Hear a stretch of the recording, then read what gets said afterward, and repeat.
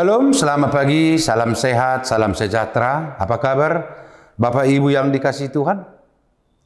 Baik, hari ini kita datang untuk menghadap Tuhan hari Kamis 30 November 2023. Kita awali dengan bernyanyi.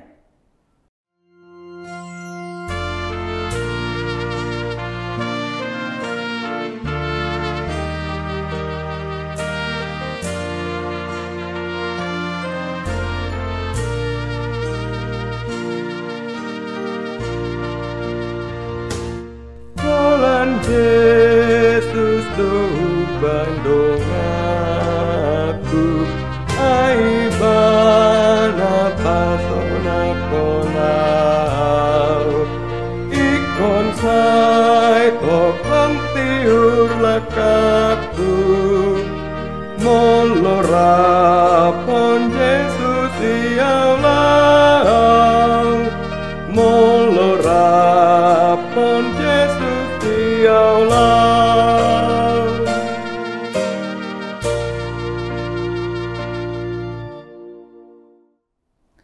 Kita berdoa.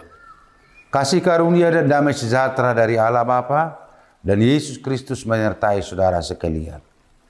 Amin. Firman Tuhan hari ini tertulis dalam 1 Tawarikh 28 ayat 20 atau 1 Kronika 28 ayat 20. Demikian firman Tuhan. Lalu berkatalah Daud kepada Salomo anaknya, kuatkan dan teguhkanlah hatimu dan lakukanlah itu. Jangan takut dan janganlah tawar hati, sebab Tuhan Allah Allahku menyertai engkau. Ia tidak akan membiarkan dan meninggalkan engkau sampai segala pekerjaan untuk ibadah di rumah Allah selesai. Demikian firman Tuhan. Saudara yang dikasihi oleh Tuhan Yesus, setelah bangsa Israel dipimpin oleh hakim-hakim, maka mereka meminta supaya ada raja memimpin mereka. Maka Tuhan memberikan kepada mereka seorang raja, yaitu Saul dari keturunan Benjamin. Tetapi Saul melanggar atau dia tidak melakukan kehendak Tuhan, akhirnya beralih kepada Daud dari keturunan Yehuda. Saudara-saudara, Daudlah yang merampas kembali pulang bait Allah yang telah dirampas oleh Palestina waktu itu. Daud membawa tabut perjanjian, dan tabut perjanjian itu dibangunkannya sebuah kemah. Di kemah itulah bait perjanjian diletakkannya. Daud memiliki cita-cita yang sangat luhur. Dia sudah memiliki alat-alat, materi untuk membangun bait Allah. Tetapi Tuhan tidak mengizinkan Daud.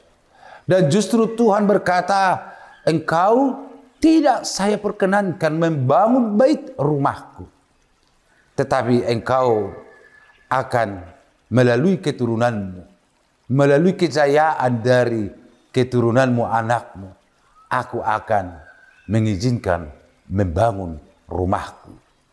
Saudara-saudara, ini mau menandakan bahwa berkat-berkat yang diterima Daud bukan hanya pada masa dirinya, tetapi berkat-berkat yang diterima Daud harus sampai kepada keturunannya.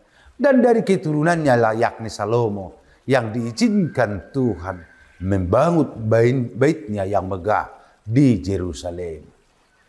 Saudara-saudara, Daud berkata kepada Salomo anaknya, kuatkanlah dan teguhkanlah hatimu, lakukanlah itu, jangan takut, jangan tawar hati, sebab Tuhanku Allahku menyertai engkau.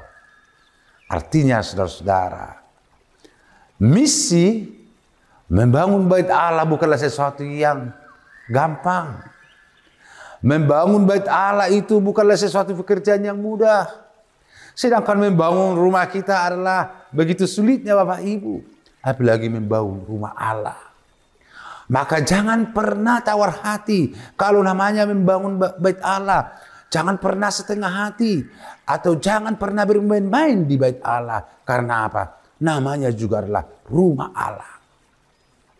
Ingat Bapak Ibu, kalau Tuhan sudah memakai kita membangun bait Allah, jangan takut, jangan bimbang. Karena Tuhanlah yang menyediakan itu ke tangan kita, ke pundi-pundi kita agar itu bisa berdiri. Namun mungkin juga banyak sekarang orang takut dia. Apalah nanti biayanya? Bagaimanalah ini? Terlalu banyak kalkulatornya.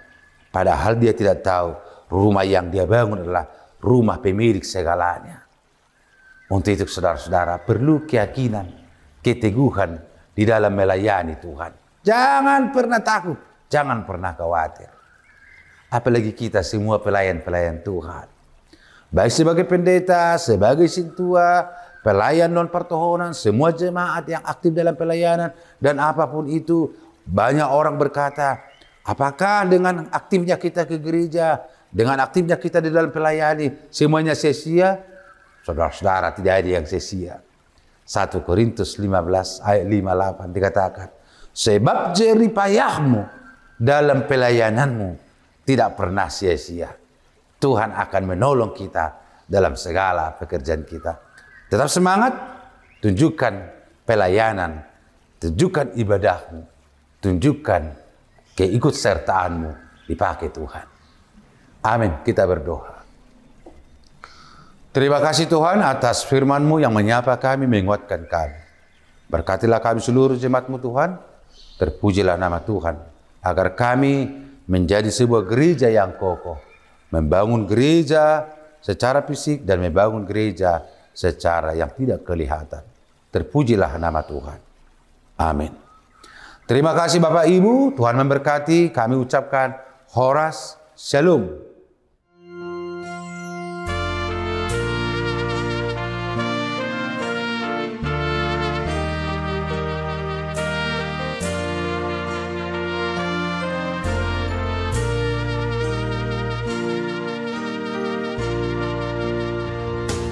Yesus sahabatku yang setia, Dia menyenangkan hatiku. Sangatlah tenang aku melangkah bila Yesus jalan sertaku. Bila Yesus jalan sertaku.